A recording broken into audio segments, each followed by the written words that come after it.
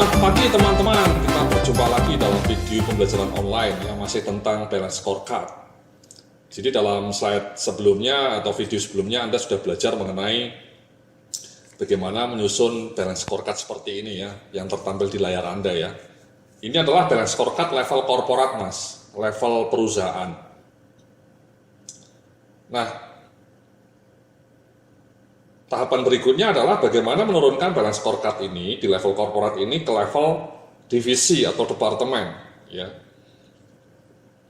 Lazimnya perusahaan itu punya divisi SDM, ada divisi marketing, divisi produksi, divisi keuangan, dan seterusnya. Nah, bagaimana menurunkan balance scorecard level korporat ini ke level divisi? Kita sebut division scorecard. Itu yang akan kita pelajari dalam video kali ini. Jadi bentuknya seperti ini mas, ya. Jadi cascading ini namanya, cascading. Bagaimana corporate scorecard tadi yang sudah kita bikin, kita turunkan menjadi departemen scorecard atau divisional scorecard, sehingga masing-masing punya scorecard. Ya. Nah nanti misalnya division scorecard kita bikin untuk divisi SDM, otomatis itu menjadi scorecardnya kepala divisi ya, atau direktur SDM. Kalau kita bikin scorecardnya untuk direktorat marketing, ya tentu itu otomatis menjadi scorecardnya direktur marketing juga atau kepala divisi marketing. Caranya seperti ini mas, ya. Jadi ini sekali lagi ini adalah salah satu ini corporate scorecard yang sudah kita susun tadi ya. Ada 13 sasaran strategis, baik di financial, customers, business process, dan learning and growth. Nah, kita kemudian harus turunkan ini ya ke level divisi. Itu caranya seperti ini mas. Caranya ada dua. Jadi yang pertama Anda coba lihat tadi ya, sasaran strategis di level korporat yang seluruh atau sebagian pencapaiannya menjadi tanggung jawab Anda. Identifikasi sasaran strategis pada level korporat yang seluruh atau sebagian pencapaiannya menjadi tanggung jawab departemen Anda. Nah cara pertama kita sebut direct method. Direct method itu artinya sasaran-sasaran strategis yang ada di level korporat itu langsung diadopsi menjadi sasaran strategis di divisi atau departemen Anda. Jadi diadopsi langsung mas, di copy paste, diadopsi langsung. Kenapa? Karena memang sasaran strategis di level korporat itu yang paling bertanggung jawab untuk pencapaiannya adalah divisi Anda. Atau paling tidak Anda punya kontribusi terbesar dalam pencapaian sasaran strategis tersebut. Sehingga sasaran strategis itu sebaiknya Anda adopsi langsung, direct, menjadi sasaran strategis departemen Anda. Nah, cara kedua disebut indirect method. Ya, ini intinya adalah Anda mengembangkan sasaran strategis dan KPI yang membantu perwujudan sasaran pada level korporat tersebut dengan mengacu pada proses kunci dalam departemen Anda. Jadi intinya dalam indirect method ini intinya Anda membangun atau menyusun sasaran strategis baru mas, dengan mengacu pada job desk atau mengacu fungsi atau tugas pokok dari direktorat itu atau proses bisnis di divisi Anda. Kalau divisi SDM ya proses bisnis di divisi SDM, kalau divisi marketing ya proses bisnis di divisi marketing. Jadi itu mas ya, mbak-mbak ya, bapak ibu-ibu, ada dua cara ya. Nah mari kita praktek mas. Ya, ini ilustrasinya kita mau menyusun KPI atau scorecard untuk divisi SDM, divisi HR. Ya. Nah ini kita pertama mereview mas, kita review. Ya. Nah dari sasaran strategis yang ada di level korporat ini, direktur SDM-nya atau kepala divisi SDM-nya melihat bahwa ada 3 yang merupakan tanggung jawab orang SDM atau HR division atau HR director, yakni yang paling bawah ini. Dikasihlah tanda bintang mas. Ya. Inilah yang kemudian nanti harus diadopsi langsung menjadi sasaran strategisnya divisi HR. Ya. Nah kemudian taruh seperti ini mas, ditaruh. Nah taruhnya seperti yang Anda lihat memang ada sedikit berubah lokasi mas ya. Yang tadinya di learning and growth, ada yang pindah ke bisnis proses, ada yang pindah ke customers, ada yang pindah ke financial. Kenapa begitu? Karena memang sudut pandangnya berbeda mas ya. Kalau tadi kita menyusun untuk level korporat itu sudut pandangnya korporat. Sementara ini kita menyusun level divisi HR, di mana divisi HR itu supporting. Jadi cara pandangnya agak sedikit berbeda dengan korporat yang merupakan bisnis inti ya. Divisi HR itu supporting. Jadi misalnya untuk produktivitas karyawan itu bagi orang SDM ini merupakan sumbangan orang SDM untuk melakukan efisiensi biaya. Itulah kenapa produktivitas karyawan ini lazimnya atau selayaknya ditaruh di financial perspektif. Bagi orang SDM, pengembangan produktivitas karyawan itu merupakan sumbangan finansial dari divisi SDM. Itulah kenapa pengembangan produktivitas yang di level korporat tadi lokasinya ada di bawah, learning and growth. Tapi ketika ditembak dari perspektif SDM, dari sudut pandang SDM, produktivitas karyawan itu berubah lokasinya ke finansial. Ya, sekali lagi karena ini merupakan kontribusi orang SDM terhadap finansial. Sama mas, yang kedua adalah mengembangkan kepuasan karyawan. Ini berubah ke perspektif customers, karena sebenarnya divisi HR itu customersnya siapa? Ya tidak lain tidak bukan karyawan mas, user. Jadi customers utama orang HR itu sebenarnya ya karyawan seluruh perusahaan, ya bukan karyawan outsider atau karyawan di luar atau konsumen. Itulah kenapa kepuasan karyawan itu merupakan tugas orang HR di sisi customers. Kenapa? Karena employee Anda itu merupakan customersnya orang SDM, makanya ditaruh di sini. Nah, kemudian menyimpulkan sistem evaluasi kinerja ini sebenarnya dari sudut pandang orang SDM ini merupakan bisnis prosesnya orang SDM ini, mas. Evaluasi kinerja, rekrutmen, career and development, training and development, ya, itu merupakan bisnis prosesnya orang SDM. Itulah kenapa sistem evaluasi kinerja ini masuk di perspektif bisnis proses orang SDM. Ya, mas ya.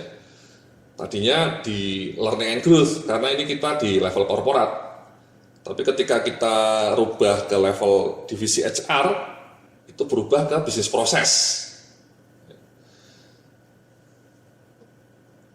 Nah, seperti ini mas. Nah, pertanyaannya kan kemudian, kok cuma 3? Nah, itulah dia ya. Jadi, itulah kenapa kemudian divisi SDM harus menyusun sasaran-sasaran strategis baru dengan mengacu tugas pokoknya divisi SDM. Tapi orang SDM sudah punya 3. Dari mana ini? Di cascade langsung. Ya. Ini 3 ini merupakan sasaran strategis yang di cascade secara langsung, diadopsi langsung menjadi SS-nya divisi HR. Nah, supaya lebih lengkap, orang HR harus menyusun sasaran strategis baru. Supaya jangan cuma 3 dong, masa 3 sedikit sekali ya. Minimal ya 7 atau 8 ya, sasaran strategis itu ya. Kalau di level divisi itu saya biasanya menyusun antara 7 sampai 10 mas. Ya. Kalau di level korporat tadi saya sudah bilang antara 10 sampai 15 ya kotak-kotaknya ini. Kalau di level divisi ya mungkin antara 7 sampai 10 gitu ya. Nah, ini masih ada 3 ya, sekali lagi 3-nya diadopsi langsung, harus kita tambahkan dong. Nah, cara menambahkannya itu seperti ini. Anda analisa dulu, apa sih tugas pokok orang SDM? Tugas pokoknya ya misalnya rekrutmen, melakukan penilaian kinerja, melakukan training, membangun lingkungan kerja yang bagus, dan kemudian mengendalikan biaya pegawai, gitu ya. Ekspektasinya ya, kalau misalnya rekrutmen ya karyawannya bagus, baik dari sisi kualitas maupun kuantitas, cepat, ya, jumlahnya sesuai dengan permintaan.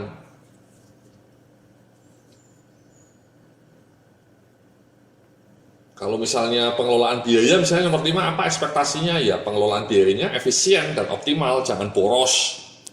Ya, boros. Biaya pegawai itu salah satu krusial itu mas ya, karena upah minimum itu setiap tahun naik, jadi pengendalian biaya pegawainya harus ahli supaya tidak bleeding. Ya. Nah, setelah menganalisa tugas pokok ini mas ya, ini sama mas, kalau Anda orang marketing nanti, ya Anda analisa tugas pokok orang marketing itu apa saja. Kalau Anda orang produksi, apa saja tugas pokoknya? Mungkin dikategorikan Mas, tidak usah sampai 30 ya. Jadi lain dengan job desk. Kalau job desk itu sudah sangat detail. Kalau tugas pokok itu sebenarnya hanya klaster-klaster saja Mas ya. Istilahnya hanya fungsi-fungsi utama ya. Jadi divisi HR itu fungsi utamanya ya rekrutmen, penilaian kinerja, training, biaya pegawai, sama mungkin hubungan industrial ini ya. Jadi fungsi-fungsi utama saja Mas, bukan yang terlalu teknis ya. Nah dari analisa ini kemudian muncullah sasaran-sasaran strategis baru yang relevan. Nah muncullah ini Mas, ya. Jadi yang hijau-hijau ini, yang warnanya hijau ini adalah sasaran strategis yang didesain dengan mengacu pada internal proses orang SDM. Ya. Jadi yang hijau pertama ini misalnya mengelola biaya secara efisien. Yang bisnis prosesnya ada tambahan 3 warna baru, 3 kotak baru. Menerapkan rekrutmen berbasis kompetensi, menerapkan pola pelatihan berkelanjutan, membangun sistem perencanaan karir yang efektif. Nah di people development-nya ini Mas, Mbak ya, itu lebih ke fokus ke internal yang orang SDM. Ya. Jadi yang pertama mengembangkan kompetensi karyawan internal orang SDM. Asumsinya begini Mas, orang SDM tidak akan mampu memintarkan karyawan lain kalau orang SDM-nya sendiri tidak pintar gitu ya, tidak kompeten. Maka people development itu ketika diturunkan ke level divisi itu saya biasanya sama klien saya bilang, ya sasaran strategisnya sebaiknya adalah mengembangkan kompetensi divisi Anda, kompetensi SDM di divisi Anda. Ini kebetulan orang SDM, jadi bagaimana mengembangkan kompetensi karyawan internal di divisi SDM, bukan karyawan seluruh perusahaan ya. Jadi orang SDM-nya juga harus fokus mengembangkan dirinya sendiri dulu, sebelum mengembangkan kompetensi orang lain. Kemudian di sisi lain juga ditambahkan ini ya, membangun lingkungan kerja yang kondusif di departemen HR-nya juga. Jadi asumsinya ini mungkin kepala divisinya bilang kita tidak akan bisa membuat karyawan di departemen lain happy kalau kita sendiri amburadul. Kalau pola kerjanya di departemen HR juga tidak kondusif, itu tidak afdol, tidak pas untuk membangun kultur yang bagus di departemen lain. So itulah Mas ya, jadi seperti yang Anda lihat yang warnanya hijau ada bintang-bintangnya itu merupakan sasaran strategis baru yang disusun dengan mengacu pada core proses divisi HR. Jadi ini core prosesnya tadi.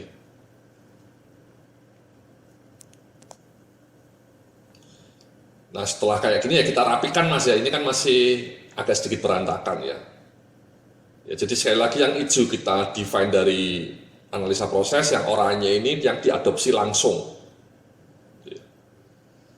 Nah setelah itu ya kita rapikan, ya jadilah seperti ini Mas, kita rapikan. Ya, di finansialnya ada 2 sasaran strategisnya, produktivitas karyawan sama mengelola biaya karyawan. Ya, yang mengembangkan produktivitas diadopsi langsung.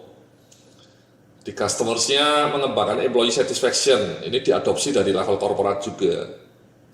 Kalau di bisnis prosesnya ini ada 4, yang 3 tambahan baru, yang 1 ini yang sistem evaluasi kinerja, ini diambil dari level korporat, tapi yang 3 yang perencanaan karir, training yang berkelanjutan, rekrutmen berbasis kompetensi, ini merupakan penyusunan sasaran strategis baru.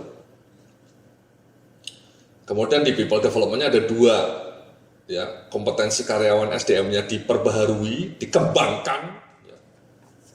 Kemudian lingkungan kerjanya di departemen HR ya juga harus maknyus, harus kondusif Mas.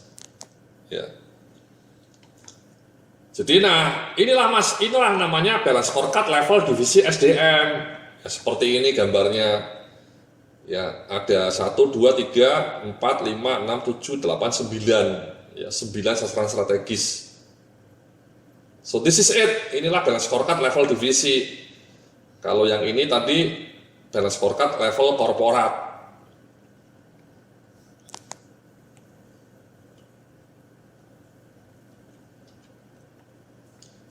Nah, di tahapan berikutnya kemudian ya tentu harus bikin KPI-nya juga Mas ya. KPI-nya apa untuk masing-masing sasaran strategis ini? Itu kan jantungnya Mas, KPI itu jantungnya.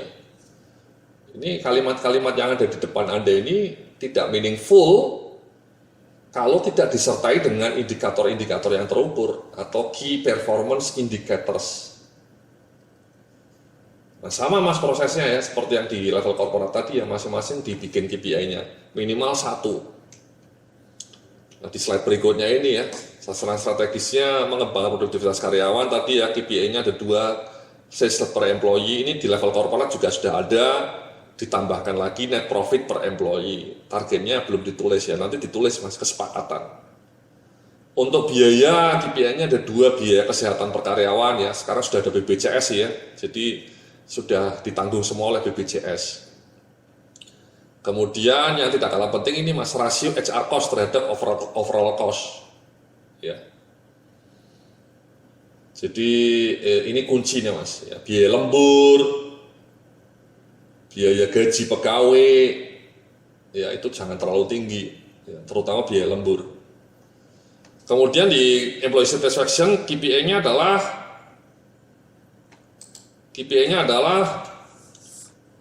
mengembangkan kepuasan indeks kepuasan karyawan. Ini sama ini Mas, ini KPI-nya diambil juga dari level korporat.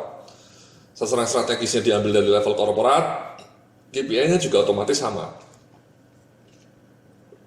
Targetnya juga nanti ditulis. Kemudian menerapkan sistem rekrutmen berbasis kompetensi. Ya ini Mas ya, KPI-nya bisa seperti ini. Tingkat kinerja karyawan baru yang direkrut dengan pendekatan kompetensi 6 bulan setelah penerimaan. Jadi nanti setelah 6 bulan diterima, di-assess atau direview oleh usernya sama oleh orang SDM, dianalisa bagus nggak ini kinerjanya, jangan-jangan setelah 6 bulan mengecewakan, berarti rekrutmennya kurang bagus. Kemudian pola pelatihan berkelanjutan itu KPI-nya ada 2 ya, jumlah jam pelatihan per karyawan per tahun ya. Targetnya kalau di Indonesia itu rata-rata sekitar 30 jam Mas, 30 jam per karyawan per tahun. Terus tingkat kepuasan peserta pelatihannya seperti apa? Ya. Kemudian sistem evaluasi kinerja, KPI-nya sama juga di level korporat. Persentase penyelesaian sistem penilaian kinerja baru. Ya, targetnya November selesai misalnya. Nah, yang membangun sistem perencanaan karir, KPI-nya ada 2 Mas. Sama ini KPI-nya bentuknya yang pertama project based, persentase penyelesaian blueprint perencanaan karir ya. Targetnya mungkin Desember selesai, ya, 100% selesai Desember blueprint ini. Ini namanya KPI yang bersifat project based Mas. Jadi tahun depan kalau blueprintnya sudah jadi ya tidak perlu jadi KPI lagi. Ya. Tapi kalau KPI misalnya jumlah jam pelatihan, tingkat kepuasan itu menurut saya tiap tahun bisa tetap digunakan. Tingkat kinerja karyawan baru ini juga tiap tahun bisa tetap relevan. Targetnya saja yang meningkat. Tapi kalau penyelesaian penilaian kinerja baru, penyelesaian blueprint ini project based Mas. Jadi tahun depan kalau sudah selesai ya tidak perlu jadi KPI lagi. Ya. Kemudian KPI yang berikutnya adalah jumlah karyawan yang diakses melalui assessment center. Ya. Berapa? Kemudian di slide berikutnya ini ya, sasaran strategisnya mengembangkan kompetensi internal karyawan HR. KPI-nya bisa ada 2 pilihannya Mas. Yang pertama jumlah internal knowledge sharing session yang diselenggarakan. Jadi orang-orang SDM-nya melakukan internal sharing session. Yang kedua rata-rata skor kompetensi karyawan internal HR ya. Skor kompetensinya karyawan internal SDM diukur juga. Kemudian yang terakhir membangun lingkungan kerja yang kondusif. KPI-nya tingkat kepuasan karyawan internal divisi HR terhadap direktur HR misalnya, atau terhadap kepala divisi HR misalnya. Atau mungkin bukan terhadap pimpinan, tapi terhadap suasana kerja di divisi HR. Tingkat kepuasan karyawan divisi HR terhadap suasana kerja, atau terhadap lingkungan kerja di departemen HR. Happy nggak itu orang-orang HR-nya? Kalau orang HR-nya hanya 3 ya sudah ya, terlalu sedikit ya. Ini mungkin asumsinya perusahaannya cukup besar. Jadi seperti itu Mas ya. Kita menyusun balance scorecard untuk level divisi HR yang masing-masing disertai oleh KPI-nya. Ya, nanti kita akan lanjutkan di video berikutnya dengan mencoba meng-cascade untuk divisi lain selain divisi HR. Terima kasih, sampai jumpa dalam video berikutnya.